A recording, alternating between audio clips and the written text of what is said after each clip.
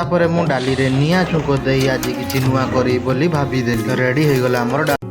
तो आज थिला कार्तिक मासर द्वितीय सोमवार। सकाळु जेतेबेले मु रूम रे आसी पहुंची देखिकी लागिला जेमिति मो रूम को बात्या आसीची। 5 वर्ष अक्लांत परिश्रम करि सारिबा परे मोर हालत किछि एई परि होई जाइथिला। तापरे मु मोर पाटीर दुर्गंध दूर करिया पई मु मोर नित्य कर्म सारी देई। तापरे मु आसी पहुंची जाइथिली मो रुसेई घर भितरे। जेहेतु आज सोमवार थिला भात बसई देई डाली रे 3टा सीटी मारी देइथिली। तापरे मु डाली रे निया छुंक देई आज किछि नुआ करी बोली भाभी देली। रेडी हो गला हमर डालमा। तापरे मु मोर पेंटिंग काम रे लागी पड़ीथिली।